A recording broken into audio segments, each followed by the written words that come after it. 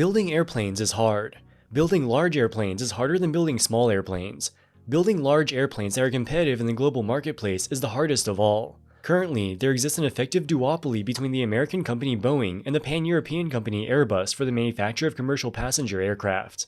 As we speak, there are approximately 25,000 commercial aircraft in service globally, of which 11,600 were made by Boeing and 11,000 by Airbus. About 2,000 were made by the Brazilian company Embraer. A minuscule number were made by Chinese and Russian manufacturers. The Canadian company Bombardier used to make commercial jets. In 2020, they ceased production of commercial aircraft. They now only make private and business jets. This is a testament to just how difficult it is to make commercial aircraft profitably. In fact, this pie chart understates the level of duopoly enjoyed by Boeing and Airbus. The largest plane Embraer makes is the E195-E2, which has a range of 4,800 kilometers and capacity for 120 passengers. This makes it suitable only for regional transportation. For example, it cannot fly from New York to London. Boeing and Airbus are the only two companies in the world that can make economically viable long-haul commercial aircraft. China has the largest aviation market in the world, with approximately 4,000 commercial aircraft in service. The vast majority of these are imported from the US and Europe. China's dependence on foreign aircraft is not due to a lack of trying. Over the past 20 years, the Chinese government has invested tens of billions of dollars to subsidize their domestic airplane manufacturer, COMAC. Thus far, the results have been unimpressive. Currently, there are just 161 COMAC airplanes in service.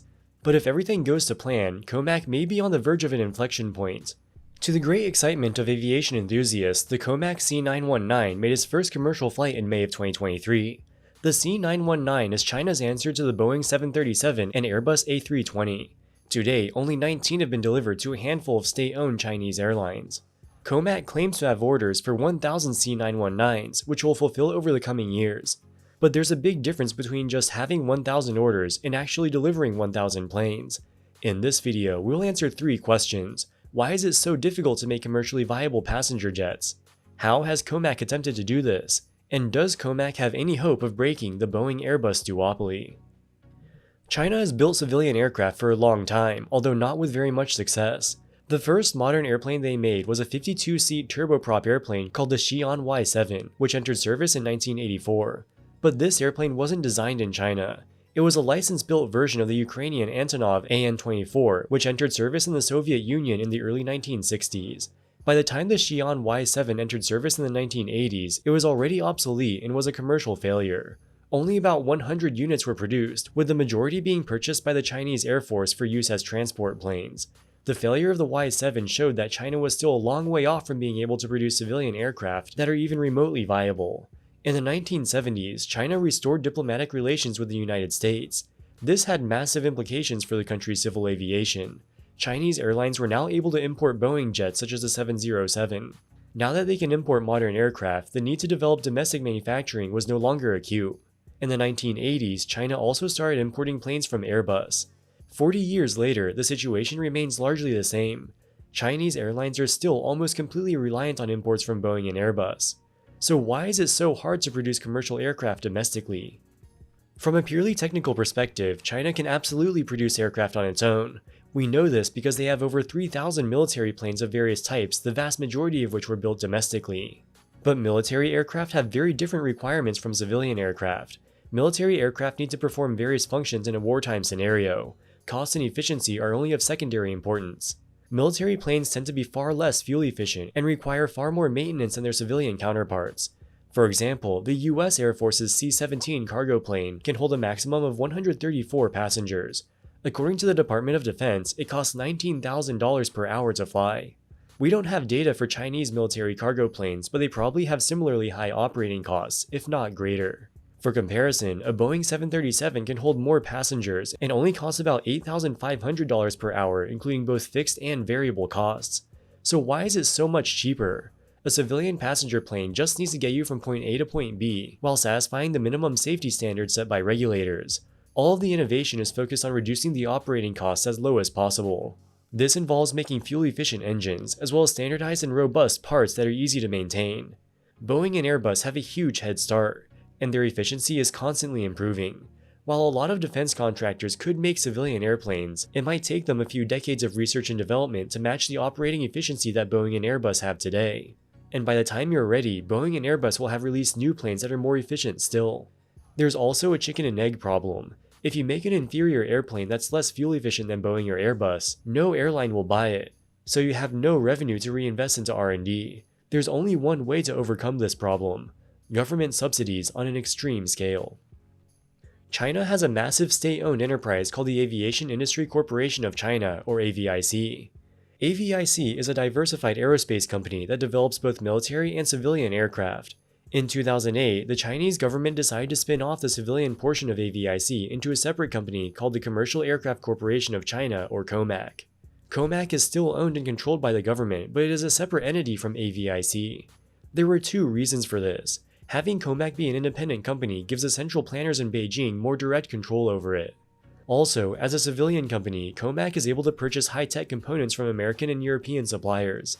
As a subsidiary of AVIC, they'd be subject to more stringent export controls because AVIC is a military company. The first airplane they developed was the C909, which entered service in 2016. It's a small regional jet that can hold between 78 and 90 passengers, depending on the seat configuration. The standard range variant can fly 2,200 kilometers. It also has a long-range variant, which can fly up to 3,700 kilometers. But even the standard version is suitable for most domestic flights within China. For example, a flight from Beijing to Shenzhen is a little under 2,000 kilometers. While the C909 is assembled in China, most of the parts are either designed or imported from foreign suppliers. For example, the wings were designed by a Ukrainian company called Antonov. The engines are made by the American company General Electric. The avionics are made by another American company called Rockwell Collins. China has aspirations to eventually make domestic versions for most of these components, so as to have a completely domestic plane. But this will take a long time. You have to learn to walk before you learn to run. To date, COMAC has delivered 162 C909s to airlines. The vast majority of these sales are to Chinese airlines. The Chinese airlines are either state-owned or can be cajoled by the state to buy COMAC planes. So these sales aren't really free market transactions. When you have a state-owned airline buying an airplane from a state-owned manufacturer, it's kind of like the right hand selling to the left hand. The transaction price in commercial terms are meaningless. If we look at the customers who purchased the C909, there are two foreign airlines. The Indonesian airline Transnusa ordered 30 C909s, although only 3 have been delivered to date. Lao Airlines, based in Laos, ordered 2 C909s, of which 1 has been delivered to date. On the surface, it looks encouraging that 2 foreign airlines purchased the C909, but if we dig a little deeper, it's not quite as good as it looks. Before COVID, the Indonesian airline Transnusa leased all of its airplanes. During COVID, their revenue collapsed. They were not able to make their lease payments and thus lost all of their planes. If they wanted to resume operations, they would need to secure outside capital. So in 2021, they received an investment from the China Aircraft Leasing Company, or CALC, in exchange for a 49% equity stake. CALC is owned by the Chinese government. While CALC is technically a minority investor, they nonetheless have significant control over Transnusa's operations. So they made sure that Transnusa purchased COMAC planes. Again, this is not an open market transaction. It's the right hand selling to the left hand. The only truly independent airline to purchase the C909 is Lao Airlines, which ordered a grand total of 2 units. The C909 can be considered a commercial failure. Nobody really buys it unless the Chinese government can force them to. Most analysts believe it is less fuel efficient than comparable Boeing and Airbus planes. While we don't have accurate fuel efficiency statistics, that would explain the poor sales numbers. To understand the importance of fuel economy, let's look at the example of the American ultra-low-cost carrier Frontier. I chose Frontier because they lease almost all of their airplanes, which makes the analysis a bit simpler. In 2024, they generated $3.8 billion of revenue. Their single largest expense was jet fuel at $1 billion. The cost of leasing their airplanes was $700 million. They spend about $200 million on maintenance. And finally, they spend about $1.8 billion on all other expenses, including employee salaries, airport-related expenses, and marketing. This left them with an operating profit of $58 million, a razor-thin margin of less than 2%. Fuel and maintenance combined cost $1.2 billion, almost double the cost of leasing the planes. Let's say hypothetically the COMAC plane is 20% less fuel efficient and also costs 20% more to maintain. The fuel and maintenance costs will increase by about $250 million. The aircraft leasing cost is only $700 million. So to offset the higher operating costs, you would have to sell the COMAC airplane for 1/3 cheaper than a comparable Boeing or Airbus. We don't know how much it costs COMAC to build each airplane, but given their much lower production volume, the cost per unit is almost certainly much higher. In 2024, COMAC produced just 35 C909s. For comparison, in that same year, Airbus made 766 A321s. To be fair, the C909 was COMAC's first aircraft. It wasn't necessarily supposed to be a commercial success. Its primary purpose was to allow COMAC to gain valuable learnings and expertise so as to make better airplanes in the future. Their second plane is the C919. It is larger than the C909 with a maximum passenger capacity of 192. The Chinese government has high hopes for the C919. It's supposed to be the plane to finally break the Boeing Airbus duopoly. The C919 made its first commercial flight in May of 2023 with the state-owned China Eastern Airline. Many aviation enthusiasts have sung praises of the C919 due to its modern interior and apparent similarity to the Boeing 737 and Airbus A320. While it might provide a great passenger experience, what matters much more to the airlines is the fuel economy. The C919 is meant to compete with the Airbus A320neo and Boeing 737-8. All three planes are very similar in terms of size and passenger capacity. If we look at the fuel capacity and max range of each aircraft, we can compare the fuel efficiency. The C919 can hold about 25,000 liters of fuel and has a max range of 5,555 kilometers. That translates to 4.49 liters per kilometer. The A320neo is slightly more efficient at 4.24 liters per kilometer. The 737-8 is the most efficient of all, consuming just 3.98 liters per kilometer. Thus, the C919 consumes 6% more fuel than the A320neo, and 13% more fuel than the 737-8. While these aren't huge differences, remember the analysis we did earlier. If you have even slightly worse fuel efficiency, airlines won't be willing to pay nearly as much for your aircraft. So why is the C919 less fuel efficient? There are many potential reasons. COMAC still has far less experience, so its design and manufacturing processes aren't as advanced. While China has worked on developing a domestic aerospace supply chain, COMAC is still heavily dependent on imported components. For example, the C919's engines are made by a joint venture between the American company General Electric and the French company Safran. While some suppliers are willing to work with COMAC, many are wary of supplying certain advanced materials in avionics, especially if they're easy to reverse engineer. China has a long history of intellectual property theft. With COMAC being a state-owned enterprise, the Chinese government is unlikely to enforce international patent laws against them. COMAC claims to have received over 1,000 orders for their C919, but most of these are non-binding letters of intent. And just like with the C909, the vast majority come from airlines or aircraft leasing companies that are either owned or controlled by the Chinese government.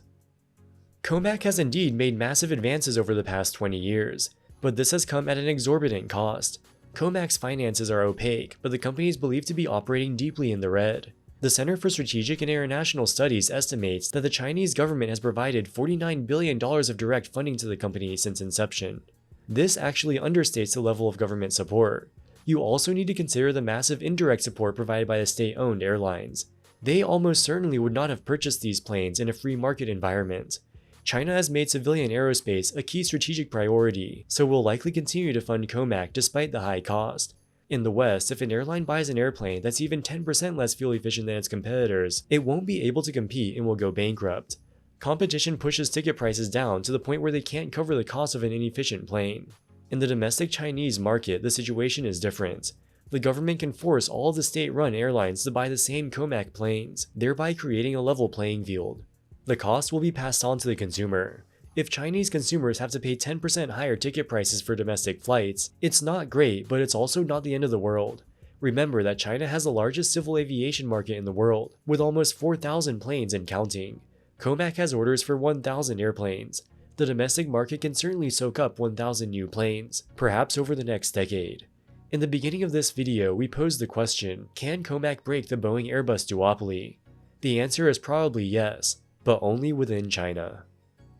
Alright guys, that wraps it up for this video. What do you think about COMAC? Let us know in the comments section below. As always, thank you so much for watching and we'll see you in the next one. Wall Street Millennial, signing out.